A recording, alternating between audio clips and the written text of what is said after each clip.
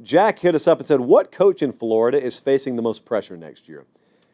They're all facing different kinds of pressure. I don't even know how to answer this in February, but I will tell you, if I had to just say, okay, let's rank the pressure on the coaches, Norvell's got the most pressure on him, followed by Napier, followed by Mario. If I'm looking at Napier, there's so much tangible about how they ended the season last year. Like, you're thinking about Florida State, you're trying to grab air when you're trying to tell me what are they right now. Florida, there is a lot of tangible evidence that they are progressing rapidly. They're ascending as a program, we hope. DJ Lagway is one of the main reasons. Everybody stayed bought in there. Napier was as good as gone midway through last year, and then they just kept showing up to work, and now they're the better for it. They still need a similar result record-wise this year. Their schedule's brutal again. So I think that 7 or 8 win range or better, but minimum baseline, that 7 or 8 win range, they're fine. He's fine. I think Napier's fine. Mario's fine too. Like, there's two different kinds of pressure in college football. We talk about it all the time. There's job security pressure, like you better win right now or you're fired. And then there's competitive pressure. Mario has no job security pressure. They just won 10 games in the regular season. He's got competitive pressure, which everyone should have all the time. You shouldn't need your boss breathing down your neck. You shouldn't need the message boards calling you out to have competitive pressure. The competitive pressure for them is Miami used to mean something. Hey, quick timeout. Check and see if you're subscribed to the YouTube channel. If you're not, I humbly ask that you click subscribe. It's free. It doesn't sign you up for anything. What it does is it helps us keep this show free so we can just do college football year-round. All right, back to the clip. And now it doesn't anymore, or recently it hasn't, and I want it to mean that thing again.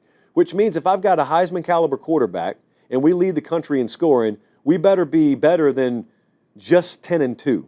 You know, we better be a higher caliber outfit than blowing a lead to Syracuse and losing on the road at Georgia Tech, games that we're favored in, games we're supposed to win. But that's competitive pressure. There's no job security pressure on him. By the way, I know we can just gloss over 10 wins. Guys, outside of 2017, Miami had a 10-win season only one other time since they joined the ACC prior to last year. And they joined the ACC in 2004. So he's got them at a better level than they've been in a long time. And you could argue that, there's reason for optimism that they'll continue to improve. No guarantees in life, but I've got reason for optimism that they'll continue to improve. So that's competitive pressure down there. Now, at Florida State, I've got no clue.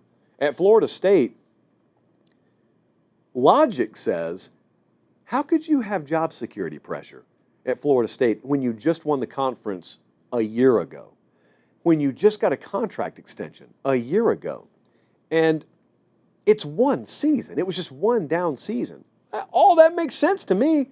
But are we trying to apply logic to an illogical world? Because if they went 6-6, that'd be one thing. They went 2-10. Like I said earlier in the show, find me the biggest FSU hater in the world. Go back to August and have that person's worst case record scenario for Florida State. It was not 2-10. So they did worse than the worst case that the haters of Florida State would have laid out for them. So was it one season? Yes. Do I still think Mike Norvell's a heck of a coach? Yes, I do. Did they make a ton of moves to overhaul things and change things? They changed both coordinator positions. He took a salary reduction. Yes. To all of these things, yes. But when you're that bad, when it falls off the cliff that violently, I'm uneasy because I don't know what you are. I have no idea what you are, so neither does the fan base. So it may be that they hop right back up and they win 9 games this year and all's well that ends well. But what if they lose to Bama by 17 in week 1 at home? Just like, what if that happens? Well, we're right back in the same vibe that we were to end the year. So, yeah, there's pressure to varying degrees down there in the state of Florida.